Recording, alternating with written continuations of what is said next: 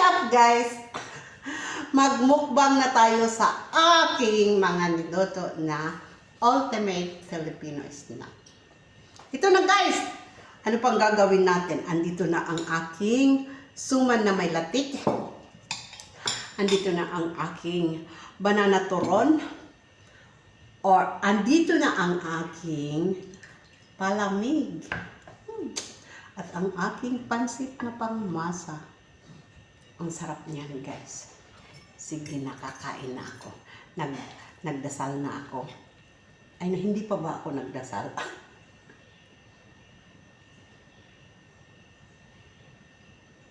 Amen. Ay naku guys. Pakakainin pa to ng iba.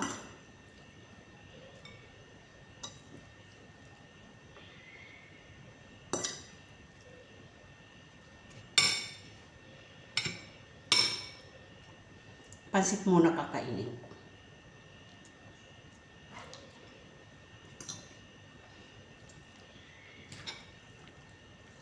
Jack, lower the sound.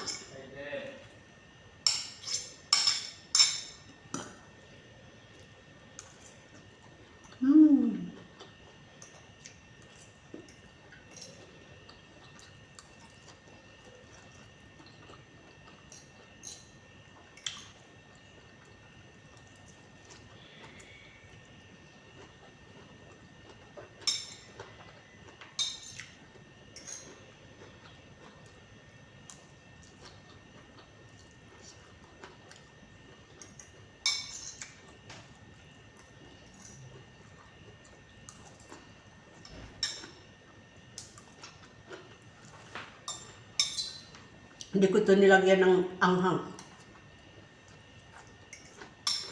Baka kumain kasi si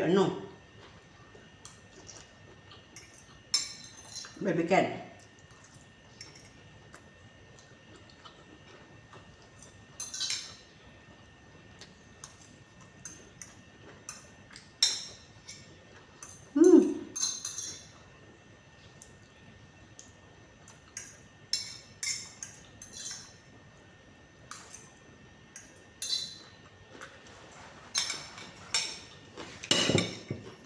Nagutom ako guys.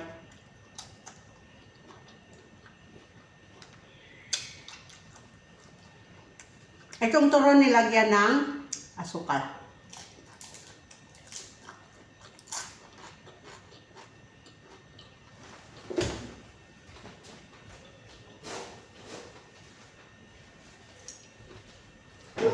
Kumain yung anak ko. Kala ko hindi kakain.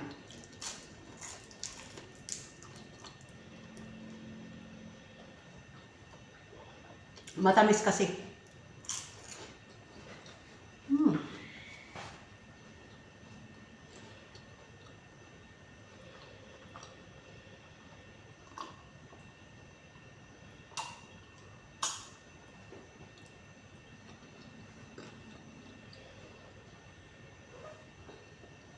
Naka-open yung ko.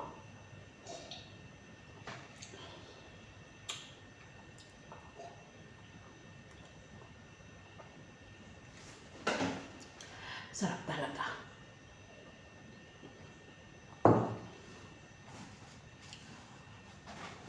Next, suman. Sarap-sarap ng latik nito guys.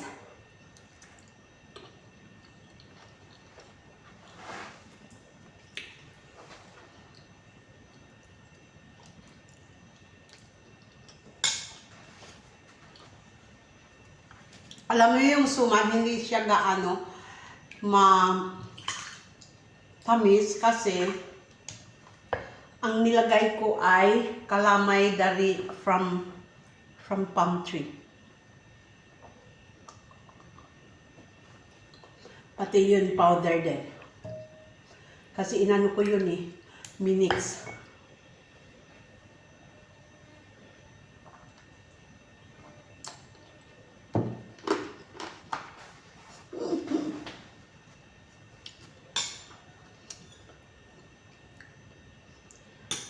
Kain pa ako nito.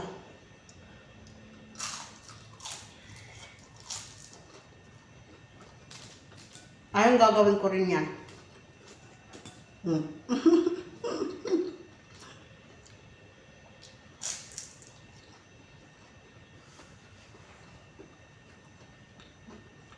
Nandito pa yung iba kong guys.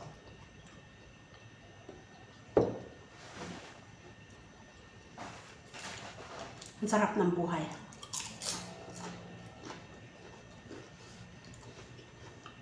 Kahit naghihirap, pero nakakain pa rin tayo. Dapat tayo magpasalamat sa Diyos.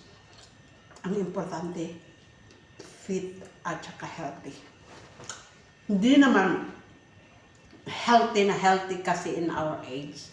Hindi na tayo fully healthy.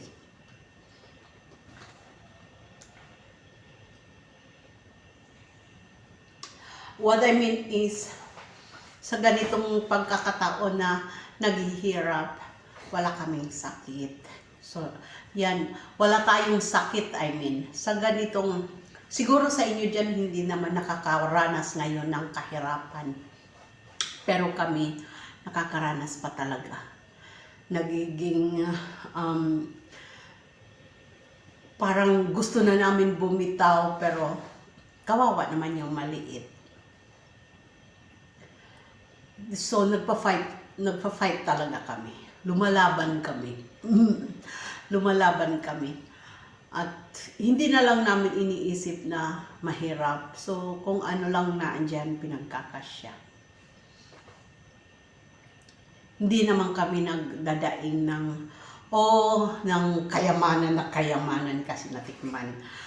Medyo nakatikim na kami noon, pero pagkatapos talaga ng pandemic, talagang inano kami ng husto. Wala naman kasi kaming wala naman, kung talagang magastos kami noon ng hindi kami makakasurvive ng ilang taon itong na wala kaming wala kaming kita, inano lang namin yung, pinagkasya lang namin yung naipon namin before. Imagine, ilang taon na, since 2020 hanggang ngayon, wala pa talaga kaming kita. Yung kita lang namin, ito lang yung mayroon nag-order ng mga pagkain, may nagpapa-catering, yun lang. Konti-konti lang ay maliit na maliit lang yun. Hindi, pakonti-konti lang yun. Pero, nagpapasalamat pa rin ako na kahit papano, wala kaming sakit. Ang meron lang trabaho sa amin ay yung malaki. Pero kasi hindi naman na siya dito nakatira. Tsaka, hindi namin namanghi sa anak. Kasi yung mga anak meron din pangangailangan yan. So, kung magbibigay siya, it's okay. Siya naman kasi ang nagbibili ng mga gamot ng daddy niya. Okay guys, baka nagdrama ako. Maraming salamat sa inyong panonood ng aking premiere. Maraming salamat sa inyong panonood dito sa Filipino Snacks. Thank you for watching. Bye!